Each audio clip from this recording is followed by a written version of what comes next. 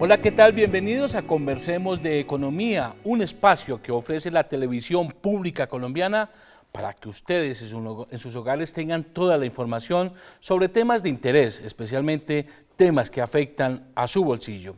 Hoy vamos a hablar de una situación muy general y es lo que tiene que ver con la situación económica del país. Desde el inicio de este año ha sido frecuente el pesimismo, mucha gente está asustada con lo que está pasando con la economía, con lo que puede pasar con el tema del empleo, las tasas de interés, el costo de vida, en fin, son muchos los temas que hoy trasnochan a los colombianos. Y para hablar de este tema tenemos dos invitados muy especiales.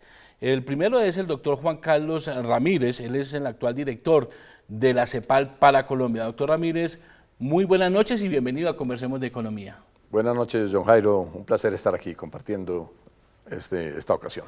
Y también está con nosotros Fernando Quijano, él es el director del diario La República, el primer periódico económico y empresarial del país. Fernando, un gusto tenerlo aquí en Conversemos de Economía. Gracias, John Jairo. Gracias, doctor Juan Carlos. De verdad, muy oportuna la conversación, porque todo lo que podamos hacer pedagogía, que la gente, sobre todo, no sea tan pesimista, bienvenido sea. Pues muy bien, y a esta conversación, doctor Ramírez y Quijano, quiero invitar también a los colombianos, que también nos invitamos a conversar sobre qué están pensando, de cómo están viendo la economía colombiana. Veámonos.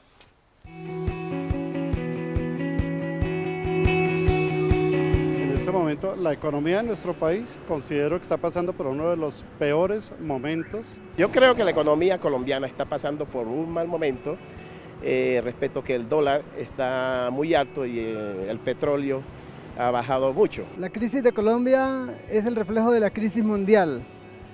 Colombia requiere de una asesoría internacional de inteligencia financiera para equilibrar el presupuesto de Colombia. No, la economía colombiana está pasando por un muy mal momento porque desde el gobierno hasta prácticamente todas las entidades no saben cómo robar al pueblo colombiano. Desde que el dólar esté por encima, la economía colombiana estará con problemas no para todo la economía en sí, sino para todo el personal, gánese el salario mínimo o gánese lo que sea. Estamos pasando en un periodo de transición que pone muy nerviosos a los colombianos porque siendo un país tan rico, tan próspero y con tantos recursos naturales como tenemos, el manejo que se le ha dado a nuestra economía ha sido de verdad lamentable. Eso es lo que yo pienso y espero para Colombia un buen manejo de la economía. Muchas gracias. Pues ahí veían ustedes, Fernando y doctor Ramírez, lo que están pensando los colombianos. Y efectivamente sí hay un pesimismo, la gente piensa que la economía está muy mal y si uno mira las encuestas de los últimos días, pues ni qué hablar, ¿no? 80% de pesimismo, 75% de pesimismo. Yo les quiero trasladar esa pregunta a ustedes. ¿Hay motivos para estar tan pesimistas sobre la economía colombiana, doctor Ramírez? Naturalmente, los anuncios en general nos muestran que estamos en un periodo, como decía una colombiana, estamos en un periodo de transición. Veníamos de una época, de unos años impulsados con una gran turbina, la turbina del petróleo y las regalías, y que ahora desapareció, de pronto no por razones nuestras. Entonces nos toca acomodarnos a la situación.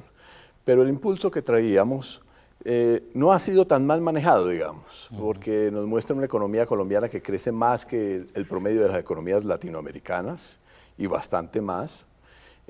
Nos muestran unos factores de ajuste. Creo que entramos en un camino, se nos estrechó el camino, se acabó la doble calzada. Tenemos un camino de ajuste de cargas, tenemos que arreglar las cargas, tenemos las posibilidades de encontrar nuevos equilibrios, unos para la nación, otros para ciertas familias. Efectivamente en el proceso hay ganadores y perdedores, pero creería que la economía colombiana se ha destacado por una relativa estabilidad de mediano plazo y eso es un activo grande para la nación, ¿no? Y es lo que asegura poder retomar más fácil el camino. Entonces hay cifras negativas. Hay más inflación, hay el desempleo, yo todavía no, yo esperaría, sería cauto con el diagnóstico sobre el desempleo, pero esperaríamos que no haya un gran deterioro. Puede estar, digamos, en los límites. Está muy concentrado en Bogotá, curiosamente, todavía no es como un fenómeno nacional. Entonces yo esperaría un par de meses para ver efectivamente la tendencia. Y la devaluación trae beneficios para unos y perjuicios para otros.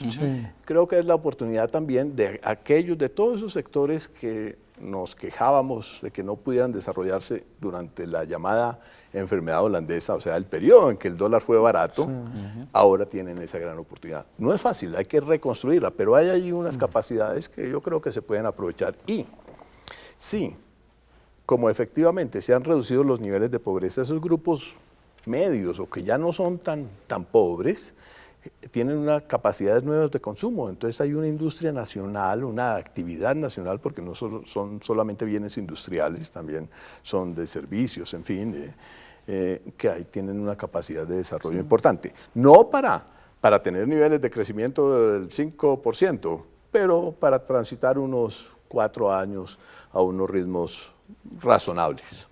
Fernando. Yo creo, John Jairo y doctor Juan Carlos, hay varias cosas. A mí me parece que encuestas de opinión pública, no sondeos, encuestas de opinión pública se vienen haciendo de manera juiciosa desde 1992. Y el pionero de esto es Inbamer Gallup, que hace un estudio cada 2 meses donde le pregunta a la gente 2 cosas. 1, ¿cómo cree que van sus ciudades, independientemente de donde viva? ¿Cómo cree que va Cali? ¿Cómo cree que va Medellín? ¿Cómo cree que va Barranquilla? Bogotá y últimamente ha metido a Bucaramanga. Sí. Y ese cómo cree es la que mide si usted es pesimista o optimista, porque le pregunta, ¿usted cree que las cosas van mejorando o van empeorando? Y desde 1992, cuando uno le ha hecho seguimiento a este estudio, que religiosamente lo publica cada 2 meses, uno se da cuenta que hay unas sociedades que son optimistas per se y otras que son pesimistas per se. El optimismo va muy bien ligado al desarrollo de estas ciudades. Barranquilla, optimista. Bucaramanga, hiper mega optimista. Y Medellín, optimista.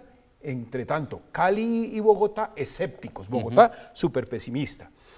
Y el componente pesimismo u optimismo es fundamental para un tema que es la incertidumbre en la economía.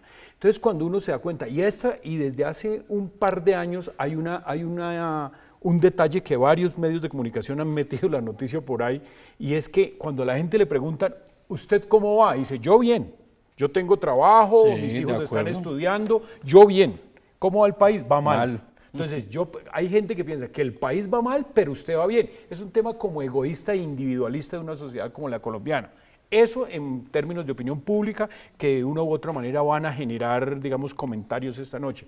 Y el otro es que cuando uno revisa cómo se ha movido la economía colombiana en 60 años, cojan 1954, cojan 2014, 2015, se da cuenta que hay 3 momentos. El primer momento era una economía absolutamente cafetera, con miembros en la Junta Directiva del Banco de la República, cafeteros. Era una economía totalmente evaluacionista que vivía del café y que la federación era la entidad omnipresente en esos sitios donde no llegaba el Estado.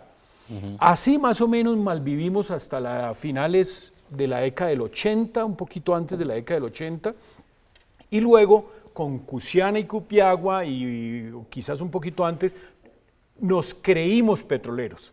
Creímos que era un país que tenía que estar vinculado a decisiones petroleras, pero no entendimos que éramos un país con petróleo, pero no un país petrolero. Y desde esa época, el gran John Jairo se acuerda, el gran chibononón de Cusiana y Cupiagua, claro, y más que una frustración económica, llegamos a tener una economía que dependía, incluso hablamos de enfermedad holandesa, y ahora notamos que sí estábamos bastante contagiados. Y llegaron que la gran noticia, a mí me parece que las 5 noticias económicas más importantes de los últimos 60 años tienen que ver con la crisis que estamos viviendo en los precios del petróleo. Entonces pasamos de ser cafeteros a creernos petroleros y a caernos el precio del petróleo. Golpe de hoy. Y ese término que usted dice, doctor Juan Carlos, me parece fundamental. Es una época de transición, de cambio de época. Y entonces la pregunta es, y eso sí le cabe a los gobernantes y sobre todo a los gremios, que son unos convidados de piedra, Bueno, si es de transición, ¿a qué? Ya no podemos ser cafeteros. Así pues, en el PIB el café pese mucho. Petroleros escépticos. ¿Qué vamos a hacer? La pregunta es eso. Bueno, la transición es ¿a qué? ¿Hacia dónde? ¿La época de cambio es cuál? Yo creo que ¿Cuál es el país? Colombia tiene un potencial, una cierta característica que hay que reforzar, que es la diversidad de la economía. La diversidad sectorial, la diversidad regional. Son dos activos muy importantes porque son los que generan equilibrios en el mediano plazo. No todos van al mismo ritmo todo el tiempo, pero eso también es lo que ha protegido a Colombia de esos grandísimos shocks externos y que, como sí le sucede a otros países, como los más dependientes de las exportaciones petroleras, pues dígase Venezuela, incluso Chile con su cobre. Nosotros tenemos una integración a esos mercados internacionales, digamos, de nivel intermedio. Eso no nos permite aprovechar las grandes bonanzas, pero también sí nos permite favorablemente que en la época negativa no tengamos un impacto, digamos, tan perverso como la que sufren otras economías. Entonces, fortificar nuestra diversidad económica, haciendo rebrotar nuestra capacidad industrial, ahora en unas épocas de un dólar caro, va a ser muy importante. Yo creo que hay ahí una vía para desarrollar algo de lo que en otra época se llamó, digamos, política productiva o política industrial. Bueno, y quiero decir que vivimos un momento también particular en términos demográficos. Todavía no somos una sociedad vieja, digamos, envejecida, pero sí estamos dejando de ser una sociedad infantil. Y entonces tenemos una gran cantidad de la población concentrada en el sector, digamos, joven y adultos. Joven ya más adultico. Entonces es el momento de producir y aprovechar con intensa capacitación y preparación a los jóvenes, porque este momento pasa. Si no lo aprovechan. Entonces, si hacemos un esfuerzo combinado, pues no son soluciones mágicas, de educación, productividad, empleo, yo creo que, y en esos sectores nuevos donde hay innovación, industria, contenidos tecnológicos, mercados internos, digamos, no va a ser una época gloriosa, pero hay una forma de desarrollo interesante para Colombia. El año sí comenzó muy mal, usted reportando desde su medio y usted como analizando, cuando se hizo un anuncio arbitrario de una reforma tributaria, cuando se hizo toda una especulación, que la venta de Isagen, todo el ruido que generó, y cuando comenzó a hablarse de la situación económica por el precio del petróleo que llegó a niveles de 28 o 27 dólares, eso se sumó a que todo el mundo se asustara, como lo decía de pronto uno de los televidentes, no, estamos asustados. Usted que es parte... John Jairo, como dicen, vamos por partes, como dijo Jack el Destripador.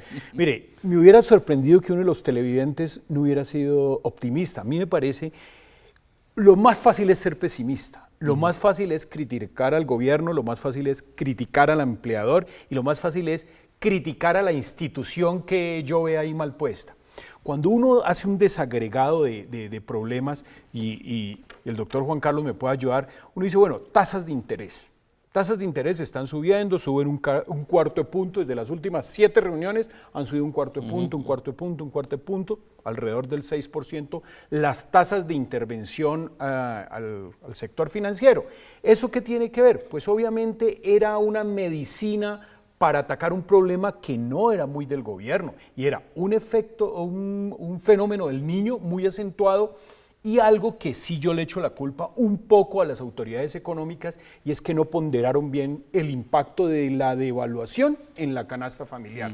De hecho, tuvimos muchas conversaciones con el gerente del Banco de la República y con el ministro de Hacienda, y él decía, mire, es mínimo. No, el impacto de la devaluación en la canasta familiar es mínimo, hace bastante. Digo, hace más de un año, pero cuando nos damos cuenta que esos síntomas de enfermedad holandesa había desplazado una cantidad de producción nacional y que los componentes de nuestra canasta familiar eran de un peso importado muy alto, ellos no lo habían medido. Y entonces las tasas de interés suben porque hay un rebrote inflacionario y que es la única medicina que está probada mundialmente que afecta. Entonces uno dice, tasas de interés, esperemos. Yo creo que apenas la inflación coja el cauce del 4%, seguramente empiezan a bajar el tema de la inflación que sí le pega durísimo a la canasta familiar. ¿Qué va a pasar? Hay que ser optimista que el segundo semestre ya empezaron las lluvias y que de una u otra manera haya una oferta de alimentos, porque es una inflación totalmente ligada a la oferta.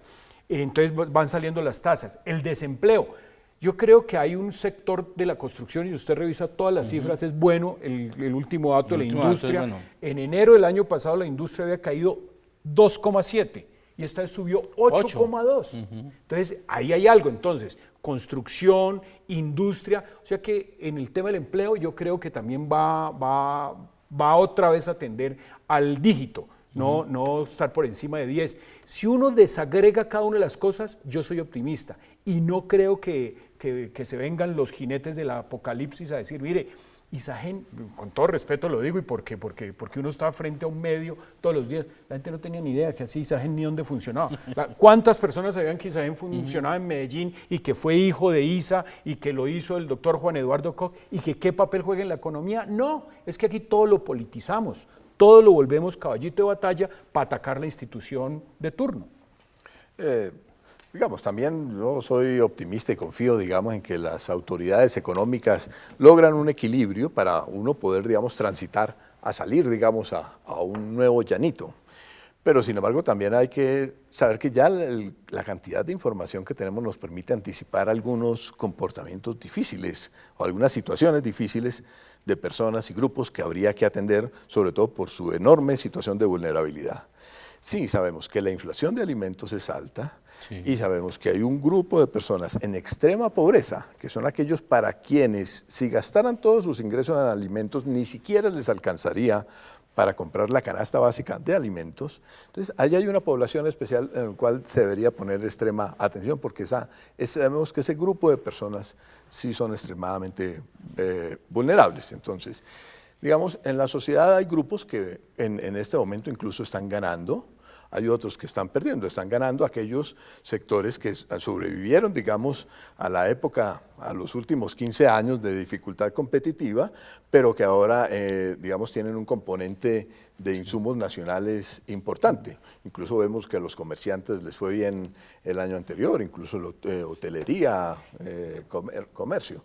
Les está yendo mal a aquellos que estaban vinculados a la industria minera, definitivamente. El agro es una enorme apuesta, lo sabemos. Desde hace 50 años es la gran esperanza. Usted que estuvo en planeación también hizo No, es decir, y es en muchos sentidos una enorme apuesta, digamos, para decir que cuando estaba en planeación, que a uno le decían, el sector agropecuario creció tanto, y uno decía, bueno, muéstrenme las cifras, detallemos, porque es casi increíble que hubiera crecido con las situaciones de apertura, reevaluación de la época, el conflicto, tantas cosas, incluso el sector crecía algo. Hoy es una nueva oportunidad para crecer. Eso necesita unas adecuaciones públicas y privadas para hacer competitivos los sectores a nivel interno y en algunas líneas a nivel internacional. ¿Qué cambio hemos tenido? Y ahora que John Jairo planteaba planeación. En planeación, uno cuando está en los medios de comunicación y más en un medio de información económica, eso es una pasarela de empresarios haciendo cosas. Es, digamos, yo abrí, yo cerré, yo abrí este mercado y me llama la atención una cosa y es la apertura de centros comerciales en poblaciones no tradicionales. Y me encontré con un estudio de planeación que es como ir abonándole al optimismo, y es toda esta teoría de las nuevas aglomeraciones, los nuevos conglomerados urbanos. Hay identificadas 37 ciudades, 37, 32, no me acuerdo, que van a llegar en los próximos 15 años a 100.000 habitantes. Y los empresarios, que son los que miran que este mercado es importante, un mercado que prontamente, un par de décadas, tendrá 50 millones de habitantes, han identificado que hay unos mercados no tradicionales que tienen unas dinámicas que desde Bogotá no se notan. Por ejemplo, Ipiales, por ejemplo, Pitalito, Soledad, Yopal, Andes en Antioquia, Río Negro, son una cantidad de poblaciones que van caminando con una dinámica económica, comercial, de producción agropecuaria, con todos los desarrollos que tenemos en el 2016. Entonces yo sí creo que no dependemos de Bogotá totalmente, así representa el 25% del PIB, pero hay otras economías emergentes que obedecen a esos conglomerados que uno dice, bueno, ¿cuándo le vamos a poner atención? ¿Cuándo vamos a llegar con políticas públicas que ayuden a desarrollar nuevas ciudades? No todos son 4 principales ciudades, incluso a estas ciudades que yo me refiero, a estas nuevas poblaciones que van rumbo a los 100 millones de habitantes, En 50 años, 100 millones de habitantes, 100.000 habitantes, prontamente van a pasar ciudades como, no sé, Armenia pronto, o capitales que no despegaron. Yo creo que hay gérmenes de optimismo, hay pequeñas cosas que uno va ubicando en la sociedad colombiana que hay que ponerles cuidado y que nos hacen ser optimistas. Pero, Fernando, es que ya eso ya se nota. En las cifras de pobreza que salieron la semana pasada o antepasada, se nota que las zonas urbanas, no las metrópolis, no las 13 áreas metropolitanas, sino las zonas urbanas intermedias, han tenido un mejoramiento en pobreza, en distribución del ingreso, No, etcétera. ya se están dirigiendo los centros comerciales, los grandes O comercios sea, hacia esas ciudades. lo que llamaríamos cabeceras de provincias tienen un desarrollo interesante, y decía que eso va a ser muy importante para lo que llamamos el posacuerdo, porque son las ciudades que van a jalonar desarrollos agropecuarios que están a su alrededor, y no solamente las grandes capitales. Pero sabe que ahí, porque John Jairo lo mencionó hace un rato, cuando nos preguntó, nos dijo la reforma tributaria estructural, en el inicio, cuando decía que arrancamos el año así. Como hay unas aglomeraciones urbanas creciendo y tienen dinámica agropecuaria, industrial, comercial, ahí es donde hay que enseñarle a esas ciudades a que hay que pagar impuestos, a que todo no podemos depender de la informalidad. Y me parece que ahí somos bipolares, John Jairo. Los gremios no hacen sino pedir que no sea un colchón de retazos, que a la hora que los ajustan, y a la hora que les hacen el articulado del proyecto de ley, empiezan a llorar o mínimo a hacer lobby. Entonces yo sí creo que estos nuevos focos de economía que se han identificado en el país, un Yopal, un Pitalito, un Ipiales, ojalá haya una presencia institucional con impuestos, para que digan, bueno, crecen y se enriquecen unos comerciantes, pero se paga impuestos, y hay una obra pública y hay bienestar. Yo creo que todo tiene que ser muy acompañado del Estado. Mira, me gustaría poder escuchar un par de preguntas de la población, de los colombianos en las calles, y para que las respondamos aquí demos esa participación. Sí, la mejor opción es ahorrar. ¿Dónde puedo colocar esos ahorros para un mejor ingreso? La economía colombiana está afectando la canasta familiar. ¿Esto va a seguir a futuro? Mi pregunta es, ¿por qué razón no estamos cuidando nuestro patrimonio nacional? ¿Por qué se lo estamos dando a empresas extranjeras para que sean explotados? ¿Por qué razón no le damos prioridad a nuestro recurso más importante? Nuestra ciudad, nuestra ciudadanía. Las personas del común que están dispuestas a invertir en negocios importantes en Colombia para hacerlas progresar. Pues hay una variedad de preguntas, y uno tiene que ver primero con la inflación, y un poco quiero aterrizar y detenerme ahí un poquitico, porque para quién no es una angustia ver que no le alcanza su salario, que no le alcanza su ingreso, y combinado con que entonces a la vez se me encarecen los créditos que vengo pagando, o si me voy a endeudar para comprar un carro ya tengo que pagar más caro. Está la otra persona que inclusive pues cuestiona todo el tema de la privatización, la gente que está preocupada por el ahorro, que si tiene un excedente de ahorro, ¿dónde me pagan más? Es decir, es esa combinación, es que es perfecta esas preguntas para mostrar esa combinación que ha hecho explosión y que tiene a la gente tan asustada. Pero, ¿qué va a pasar en ese tipo de cosas? El costo de vida, eso sí me afecta directamente en mi bolsillo. ¿Eso hasta cuándo? Fernando lo decía, no, en el segundo semestre esperamos, pero eso sí será así, y si es todo culpa del fenómeno del niño, esto se va a solucionar. Las tasas de interés, ¿es un buen momento para endeudarse o mejor me espero? Es que toda esa incertidumbre es la que uno como hogar, como familia dice, no, ¿qué hago? Estoy desesperado.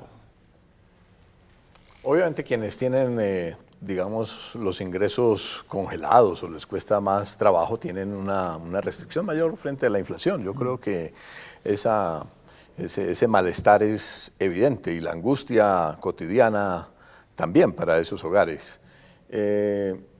Lo que uno espera desde el punto de vista de las políticas globales es que ese nivel de inflación se reduzca en el segundo semestre, dado que se estabilizaría el precio del petróleo, entonces por lo tanto la devaluación adquiriría, digamos, también cierta estabilidad, el fenómeno del niño hubiera pasado, entonces vuelven a mejorar las cosechas, etc. Y las autoridades monetarias, digamos, apretando un poquito la llave para no exagerar el consumo y el endeudamiento de los hogares en un momento que puede ser crítico, todavía es crítico. De modo que para las personas angustiadas, pues yo no les tengo una solución, digamos, pero digamos, la confianza en que las digamos, el conjunto del desarrollo económico del país permitiría que en el segundo semestre del año adquiriera una estabilidad y los ingresos no continuaran deteriorándose. Yo no diría que ya se han deteriorado, claro, digamos, llevan un ritmo de deterioro importante, pero deberían estabilizarse. Hay una cosa que me llama la atención y es que en las personas mayores del campo, particularmente en la cultura antioqueña, economía es sinónimo de ahorro. No es que él es muy económico, es un tacaño. Ahorrativo. Es ahorrativo. Es sinónimo de tacaño. Es sinónimo de tacaño. Yo creo que tenemos que volver a ponderar el término de economía. Y economía es, claramente estamos pasando una crisis, y uno de los televidentes lo decía. Hay una crisis mundial, estamos mejor que los vecinos, y lo dice el doctor Juan Carlos, que gran parte de su vida es analizar la economía, y nos está yendo mejor que al entorno. Entonces, si somos conscientes de que es un momento crítico, que es un tema internacional, ¿por qué no entendemos cómo funciona la economía y que la economía tiene que ver mucho con la distribución de los recursos escasos? Y yo sí creo que este rebrote inflacionario es muy bueno arrancando la segunda década, bueno, ya avanzada la segunda década del siglo XXI, y es cómo nosotros valoramos lo poco que ganamos. Cómo ahora está súper de moda en los restaurantes de 5 estrellas los menús de temporada. Es decir, si yo voy a Corabastos y solamente encuentro que la guayaba está barata, pues me invento postre de guayaba, jugo de guayaba y lo que sea. Los restaurantes de temporada, que de ahí viene el nombre del huerto, el mercado y todo eso, en Nueva York también funcionan así muchos restaurantes de temporada. Es decir, ¿de dónde se nos metió la idea petrolera de que éramos ricos y que teníamos que gastar, que la tarjeta pásela, que eso nadie la paga? Pasa, que eso funciona. Y en eso también soy optimista. Mire, cuando uno revisa la cartera del sector financiero, ahí no hay luces naranja. No, el colombiano está pagando. Es que nos tocó la crisis del 98, que fue fuerte, y creo que hemos pasado crisis financieras fuertes. No hay burbuja. Hay gente que mezcla todos estos términos y dice, no, es que mire los apartamentos en Bogotá. No, pues es que allá hay una gente que están llegando multinacional y que están pagando hasta $2 millones o hasta más por un apartamento. Creo que esa transición a la cual nos referíamos en el comienzo tiene que ver con una transición también en la economía de bolsillo. Y es que lo que nos cuesta lo podemos ahorrar y hacer inversiones muy asertivas, y no creernos que la tarjeta de crédito, eso se paga solo. No ganar 100 pesos y querer vivir como si ganara 200, que ese es el grave problema del colombiano. Pero antes de continuar, déjeme ir a unos mensajes institucionales y ya regresamos para hablar lo que va a pasar con el empleo, lo que va a pasar con el crecimiento de la economía, con el precio del dólar, que es muy importante, pero ya, después de comerciales regresamos.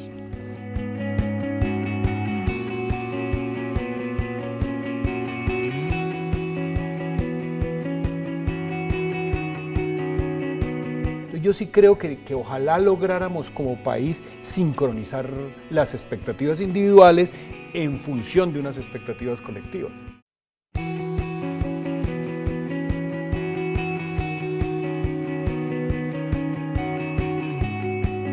Regresamos a Conversemos de Economía y pues bueno, en la primera parte le preguntamos a los colombianos cómo veían la situación económica del país. Ahora para esta segunda parte ya aterrizar un poco a lo que le va a pasar a cada una de las familias, como les decía, con el tema del empleo, con el tema del dólar. Me gustaría que escucharan un poco qué están pensando los colombianos de cómo les va a ir a ellos, a la economía de su bolsillo, cómo les va a ir. Optimista, sí, claro, pues para que salga todo adelante y que nosotros, los productores o los que estamos haciendo algún tipo de comercio, pues logremos nuestras metas, nuestros objetivos en presupuestos, porque esa es la lucha constante, pero hay veces que las cifras reales no nos muestran eso. Entonces, pues, con optimismo para este año, y seguimos ahí haciendo pues lo necesario pues para que salgamos adelante. Pienso que en materia económica este año pues me iría muy bien, gracias a Dios, pues porque tengo una pensión, tengo ya mi situación definida y pues considero que con lo poco que el Estado me dio de pensión, con eso puedo vivir. Bueno, en materia de la economía, este año pienso que me va a ir muy bien, pero frente a los factores del crecimiento del dólar y la baja del petróleo, pues eso podría afectar en los factores que podrían ayudar a que mi economía pues subiera, pero en frente a lo que yo podría hacer, puede que me vaya muy bien. Espero que las ventas este año sean mucho mejor, que la gente tenga más disponibilidad de dinero para poder gastar, pues no sé, deseo siempre lo mejor para todos, que haya economía, porque el que tiene plata pues compra, gasta, invierte. El que no tiene plata no puede hacer nada. Sí, yo creo que este año me va a ir súper bien, puesto que en este momento yo he creado para el universo una gran obra de arte que se llama El Poder de Dios. Y el poder de Dios está representado en el poder económico que lo maneja la moneda norteamericana. Pues ahí está, Fernando y doctor Ramírez. Es curioso porque en la primera parte todo el mundo pintaba un panorama muy oscuro de la situación económica del país, pero si uno les pregunta cómo cree que le va a ir a usted este año y su economía, y todos son demasiado optimistas. Ese contraste es fuerte, ¿no? Sí. Ahí se ve, y es que las expectativas individuales siempre superan a las expectativas colectivas. Y hay sociedades y hay ciudades que son absolutamente individualistas. Bogotá es muy individualista, y hay otras que son más, baje con un taxista de Río Negro a Medellín. Lo único que hace es decirle maravillas, y esto cada día mejora, y cada día vamos mejor. Móntese un taxista del Dorado que lo lleve al centro, es el trancón, esto es horroroso, tal cosa. Entonces yo sí creo que ojalá lográramos como país sincronizar las expectativas individuales en función de unas expectativas colectivas. Y las expectativas de las personas han sido, claro, las noticias, los números nacionales han empeorado. Entonces yo creo que eso refleja, digamos, la opinión de las personas refleja ese menor dinamismo colectivo. Pero a nivel individual todavía la situación no ha empeorado, digamos, en general. Y eso lo reflejan las personas. Ahora, yo pienso que hay que cuidar mucho el trabajito, y lo debe cuidar las políticas públicas como las personas, porque de la estabilidad de los ingresos y del empleo depende gran parte, digamos, de la prosperidad que podemos construir en los próximos años. Que no vivimos de las regalías del petróleo, vamos a vivir de nuestra producción. Yo creo que hay una cosa importante: un papá con trabajo es un hijo que estudia.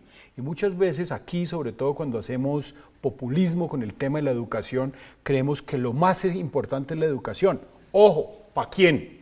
Lo más importante es que el papá tenga trabajo y que haya un ingreso para que pueda mandar los hijos al colegio o a la universidad bien desayunado y con los utensilios, los útiles escolares adecuados. Entonces a mí sí me parece que es importante, si hay una cruzada, y Colombia es un país con una red empresarial, industrial importante, a diferencia de otros países del vecindario, que si nosotros no trabajamos con unas fuerzas tripartitas entre gobierno nacional, empresarios y trabajadores, en función de cuidar el trabajo, para que las nuevas generaciones tengan educación, yo creo que hacemos mal la ecuación. Y fundamental, un papá obrero, pongámoslo, un papá que sea estrato 3 y que tenga unos ingresos, digamos, de un poco más de 2 salarios mínimos o 2 salarios mínimos, y que ese trabajo sea formal y permanente, es un hijo universitario. Claro. Pero tiene que ser la ecuación. Pero miren, de las noticias malas al arranque del año es el desempleo en el mes de enero, que es un punto por encima del año inmediatamente anterior. Eso sí genera un pánico absoluto en la sociedad, porque comienzan a frenarse, a decir, ¿qué hago? ¿Me voy a quedar sin trabajo? La situación puede complicarse. ¿Qué debe hacer? Usted decía, cuide el trabajito, pero también las políticas. ¿Qué es lo que se debe hacer y cómo, desde su experiencia, doctor Ramírez, y vuelvo y repito, usted que estuvo en planeación, usted que ha estado estudiando todos estos temas, cómo se puede, tanto la persona como el gobierno y las políticas, cuidar ese trabajo y evitar que esto se deteriore? Digamos, una primera, que no es cuidar el trabajo, sino generarlo, es para los jóvenes muy importante: capacitación, formación, estudios, porque eso va a fortalecer su capacidad de inserción laboral y su productividad y sus ingresos. Y si no lo hacen en esta época, es muy difícil que luego ya uno en una edad mayor, digamos, retorne a la educación. Ahora, el aumento del desempleo, como digo yo, todavía no me atrevo a decir si esa es una tendencia contundente, porque digamos, aumentó un punto, pero digamos, no había pasado lo mismo en diciembre con la comparación con su mes respectivo. Entonces, aumentar un punto es como una gran crisis. Ahora, si le creemos, y naturalmente debemos creerla porque para eso se hace, la gran crisis estuvo en la construcción en Bogotá. Entonces, ahí hay un foco. Esa ya es política pública, ¿no? Y las personas, digamos, en el sentido de la responsabilidad con el trabajo, de preocuparse por tener mayor productividad, por buscar ingresos complementarios de los hogares, que también se hace, ¿no? La combinación de trabajos formales con trabajos flexibles cuando es posible. Porque las ayudas del Estado han sido muy importantes para la sostenibilidad de los consumos de algunas familias muy pobres, pero esas ayudas son poco significativas dentro del conjunto de los ingresos que necesitan los hogares. Entonces es vía el trabajo, y el trabajo no solamente el empleo, el trabajo y las autoempresas, digamos. Sabe que hay una cosa bien importante cuando uno analiza las economías emergentes con las economías desarrolladas, y es que aquí no tenemos la cultura que está muy, digamos, afianzada y cuñada en Estados Unidos y también en algunos países europeos, y es trabajar por horas. Cuando uno habla con un estudiante de universidad, de cualquiera de las Ivy Leagues en Estados Unidos, el tipo trabaja por horas. Entonces él dice, mire, 2 horas yo estoy en una cafetería, por decir algo, para no decir marcas, estoy en una cafetería y en la tarde trabajo en una monitoría o paso trabajos en computador o hago planos, que son otras 4 horas. Esas 4 horas a $10 o a 20 o a lo que sean, eso me da para un ingreso. En Colombia no hay cultura de trabajar por horas. Siempre decimos, se considera un desprestigio trabajar por horas. Exactamente. Si alguien aquí le dice, oiga, John Jairo, estoy trabajando por la mañana 4 horas en una universidad y por la tarde 4 horas en nuestro gremio, en un programa de televisión o en una cabina de radio. Uno dice, oiga, este pobre está tan mal que tiene 2 trabajos. No, señor, en Estados Unidos o en Francia o en Inglaterra está bien visto trabajar por horas. Es más, es de mejor nivel. Entonces yo digo, tenemos una cantidad de taras en nuestro sistema laboral que hace que el colombiano, si no es un trabajo formal de 8 horas o 12 horas, le parece mal. Y ahora es una ventaja para el empresario, porque prefiere tener una persona todo el día haciendo actividades diarias que contratar para lo que necesita. Oiga, necesito 2 horas de este operario que me haga tal cosa. Él verá qué hace el resto de las horas. Entonces, a mí sí me parece que debe haber una reflexión muy amplia sobre cómo trabaja el colombiano. Yo creo que las flexibilidades, esos temas que podemos llamar flexibilidades laborales, hay unas positivas y otras negativas. El tema es que esas flexibilidades no hagan que la persona esté, digamos, desprotegida frente a riesgos. Si son opciones para combinar, obtener digamos, una ocupación, es magnífico. De hecho, así lo prefieren, digamos, muchas personas. Otras lo hacen así porque no encuentran, digamos, la mejor opción que están buscando. Pero, digamos, lo que debemos combinar, creo yo, son unas flexibilidades que de todas maneras protejan al trabajador y su familia. Que no el sistema de seguridad social como espina dorsal de que no sean flexibilidades que le impidan a la persona estar protegida. No, yo creo eso. Mire si usted ve casos que sí se han empezado a abrir campo en el sistema laboral colombiano. Las muchachas del servicio, las señoras que ayudan en las casas, el lunes van a una, el miércoles van a otra y dice, le puedo ayudar porque me quedan unas horas el sábado. Y esas personas no se quieren emplear ya en un solo lado, en una sola familia. Y yo digo ahora está el Ministerio de Trabajo, está el sistema de seguridad social que les garantice que a señoras estén pagando una pensión, que les garantice que tengan riesgos profesionales, pero es solamente si se estructura así. Y yo no lo veo mal.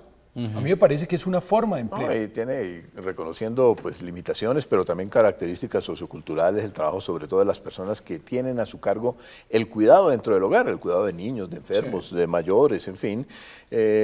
Para ellas representa, digamos, no pueden trabajar efectivamente tiempo completo porque desprotegerían el hogar, pero sí algunas flexibilidades le permitirían, digamos, acompañar ingresos con el desempeño de sus labores de cuidado. Yo aquí tengo 2 preguntas por redes para complementar ese tema del empleo, y es que yo sé que la hemos reiterado, pero para complementar, ¿la situación actual va a tener algún tipo de efecto sobre el empleo? Esta es una pregunta de Andrés Osorio. Y Mauricio Roda nos dice, trabajo en el comercio, ¿esta situación afectará al sector? ¿Esto impactará mi ingreso? Esto desde el punto del comercio. Y la primera pregunta en el Facebook sobre si la situación actual va a afectar mi empleo, es que a mí me genera la siguiente inquietud. Fernando lo decía, en enero del año pasado el crecimiento fue muy malo en la industria, sin embargo el empleo estuvo mejor. Este año, en enero, un crecimiento en la industria del 8%, ¿por qué se comportó tan mal el empleo teniendo ese buen comportamiento de la industria? ¿Está solo impactado la industria en algún solo sector por ahí que no nos hemos dado cuenta? Sí. ¿O qué puede estar pasando? Y del comercio, pues sí me gustaría responderle a Mauricio sobre que trabaja en el comercio, ¿qué tanto se podría ver afectado? Puede ser el tema reficar. Digamos, este 8,2 puede ser un efecto reficar y tendríamos que ver el empleo en Barranquilla y en Cartagena. Digamos, dónde se generó ese empleo de reficar, que es un tirón inmenso que hay que analizarlo más. Creo yo que el comercio, si uno revisa su comportamiento reciente de unos 3 o 4 periodos atrás, el comercio va bien y pinta bien. A mí lo que me preocupa del comercio es que desplaza mano de obra del agro. Es decir, en una región cafetera, cojámosle el eje cafetero, ya mucho joven y particularmente mujeres no quieren quedarse en las actividades agropecuarias. Y ese es uno de los temas que se enfrentan los caficultores, es conseguir cosecheros es un problema, tienen que traer carrados de otras regiones a este. Y si es mujer, peor, es decir, mujeres que se queden en el campo, y eso es uno de los resultados de la misión rural. El campo se está despoblando de mujeres jóvenes que las está cooptando el comercio en las ciudades. Entonces yo digo, ¿qué condiciones hay? Eso es muy simple.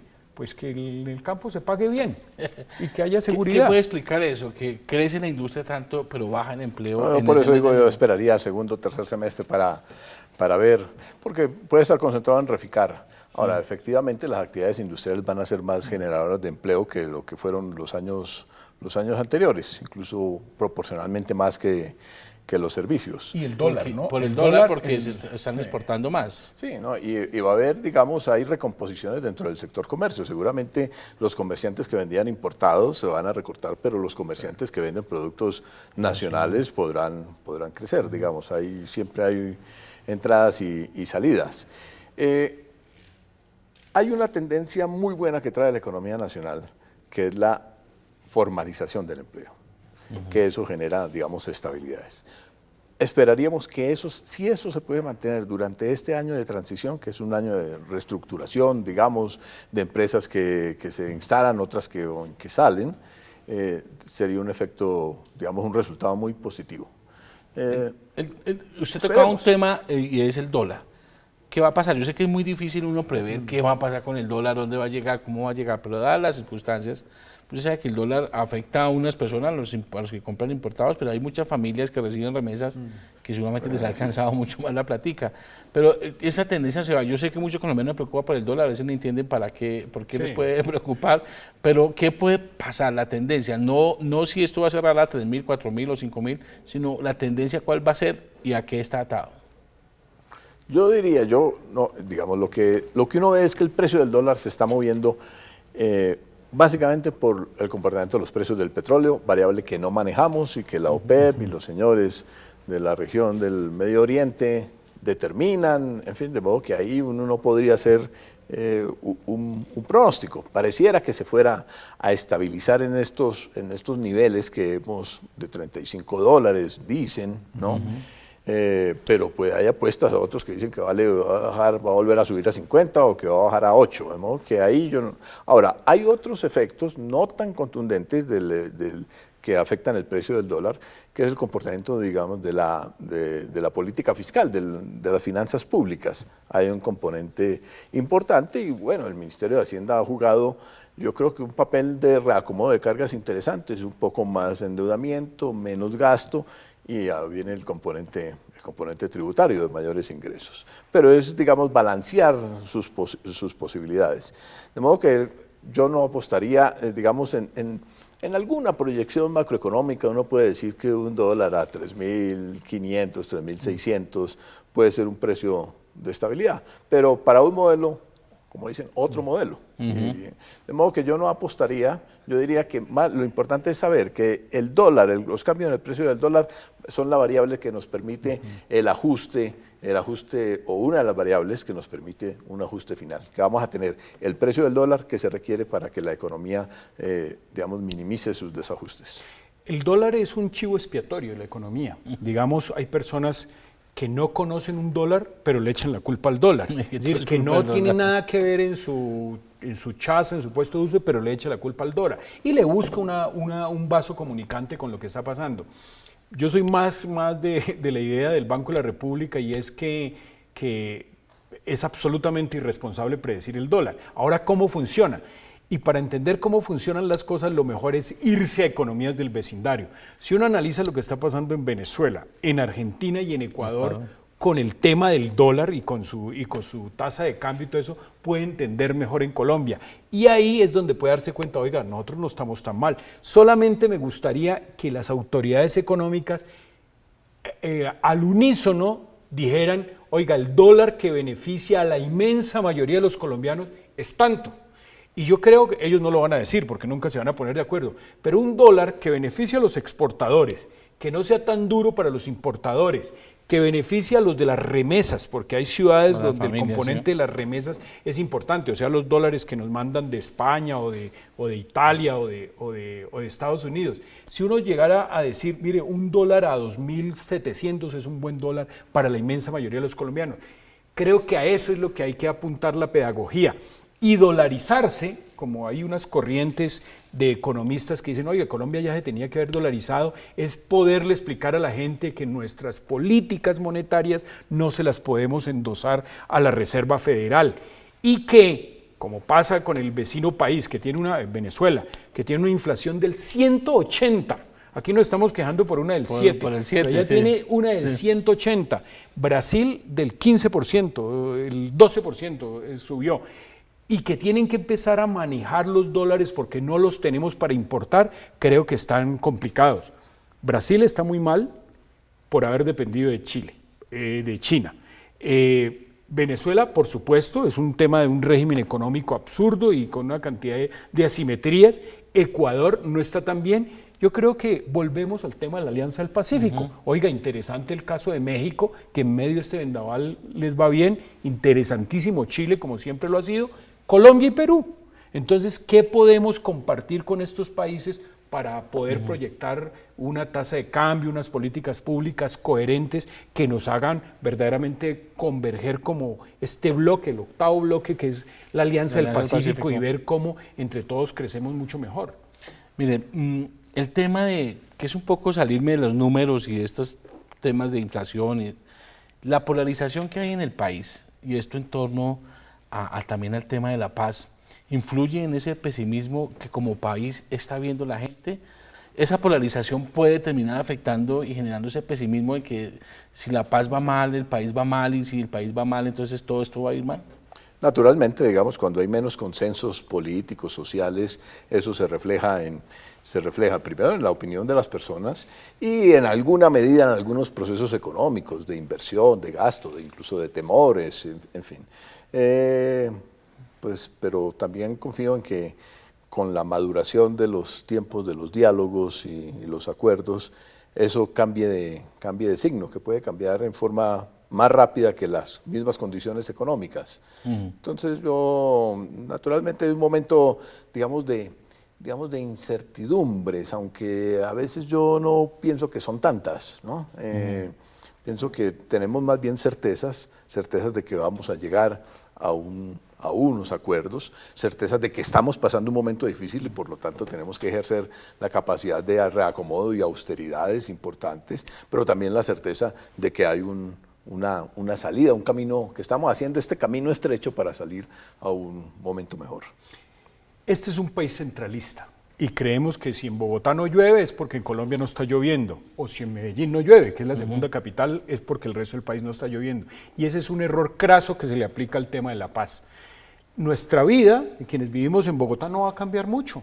Si el 23 o el 24 o en junio o en julio firman, no nos va a cambiar, pero sí le va a cambiar en las expectativas del país rural, de esos 155 municipios donde está el accionar de la guerra. Conozco varios, tengo por experiencia propia, conozco varios municipios donde la vida ha cambiado, que en los últimos 4 años hay otras expectativas, los dueños de las fincas. Curioso y contrario a lo que muchos dicen, la gente está yendo. Si tenía 4 vacas, le está metiendo 6. Y hay una expectativa sobre esto va a mejorar.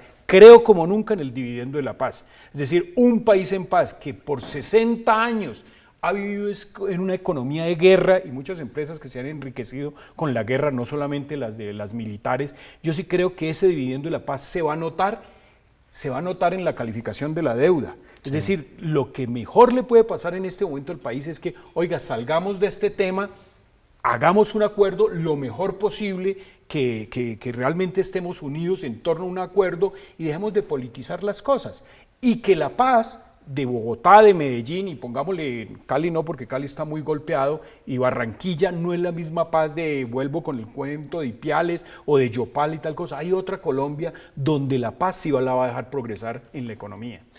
No, la paz, digamos, en ese sentido, yo lo veo también como un proceso de integración poblacional y territorial, que va a abrir unas oportunidades, en muchos casos impensadas, de territorios y de poblaciones, y eso va a generar, además, así a los que vivimos en las ciudades, no nos toque, digamos, la violencia del llamado conflicto, sí estamos, a través de los medios de ustedes que son periodistas, permanentemente como en un ambiente de pesimismo, digamos, ¿no? A la defensiva, uno se siente porque estaba viendo el conflicto en su casa. Entonces cambiar, incluso en las ciudades, cambiar la expectativa de defensiva por una, digamos, libre y más creativa, creo que va a traer transformaciones interesantes, y el dividendo de la paz será un dividendo que se va a ir construyendo poco a poco, digamos. No creo que vaya a ser un dividendo de un momento a otro inmediato, pero va a ser un proceso de construcción que puede ser muy interesante en la medida que todos logremos que esos acuerdos sean propios, en el sentido de inclusiones territoriales y poblacionales, y vernos como un gran y solo territorio que es Colombia. Mire, la CEPAL como organismo internacional que revisa, analiza, estudia las economías, a mí me gustaría conocer una visión suya desde la CEPAL. ¿Cómo ven la economía colombiana? ¿Cómo se ve Colombia desde afuera?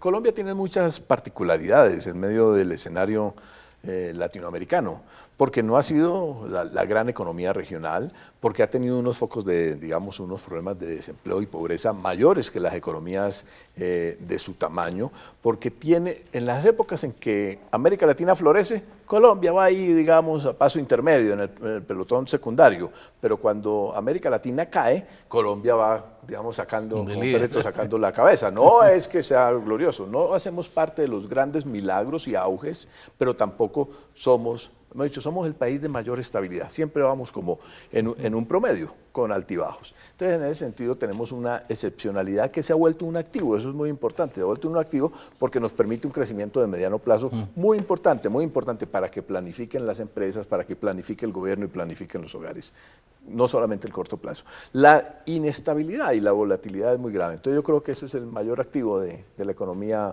colombiana. Ahora tenemos un proceso de diversificación, lo mencionaba, interesante, y en muchos aspectos hemos pasado, digamos, el promedio, en otros apenas lo estamos logrando, como en pobreza y en desempleo, pero, digamos, ha sido un ritmo continuo bueno de los últimos, digamos, 30, 40 años. Bueno, yo para cerrar quisiera pedirles a ustedes, cómo, si usted, y teniendo en cuenta como comenzamos el programa, que era analizando o mirando ese pesimismo que hay entre tantos colombianos, que se refleja en las encuestas, en todos los sondeos. Para cerrar, si usted tuviera la oportunidad de, a través de la Cámara, enviarle un mensaje a 48 millones de colombianos, ¿usted qué le diría sobre la situación presente y futuro de la economía colombiana? Confianza, entusiasmo y fuerza y esfuerzo, digamos, una combinación de todo ello, ¿no? Nada nos viene por suerte, la suerte es una confluencia de factores, hay que buscarla, y creo que hay temas positivos y hay situaciones difíciles y hay que hacer frente a ellas sin ser demasiado temeroso. Fernando. No, yo creo que el mensaje que uno puede dar en este momento es que hay que ser muy optimistas, hay que ir a la fuente de las cosas, es decir, no hay que dejarse llevar porque todo esto está mal, que el dólar tal cosa, un poco lo que hemos repasado en el programa. Yo sí creo que hay que ir a la fuente de la información, entenderla y creer que el futuro lo construimos es con el presente. El futuro no va a llegar bueno porque sí, sino el futuro es un producto de lo que yo haga aquí y ahora, y entender lo que dijimos al principio, que es como la moraleja. Mire, estamos pasando por una época de transición donde usted, si quiere buen futuro, tiene que ser optimista y trabajar con cosas precisas para que no sufran el mañana. Pues muy bien, doctor Juan Carlos Ramírez, director de la CEPAL en Colombia, muchas gracias por estar con nosotros, por acompañarnos y por darnos esta clase básica de economía que hemos visto hoy. No, un placer, un saludo para todos, una buena noche. Pues muy bien, y Fernando Quijano, director del diario La República, el primer diario económico y empresarial del país, muchas gracias también por aceptar esta invitación aquí a conversar con nosotros de economía. Gracias, John Jairo, gracias, doctor Juan Carlos. Y a ustedes, amables televidentes, muchas gracias por permitirnos entrar a sus hogares y poder compartir toda esa información sobre temas de gran interés para su bolsillo, para nuestra economía. Nos vemos la próxima semana.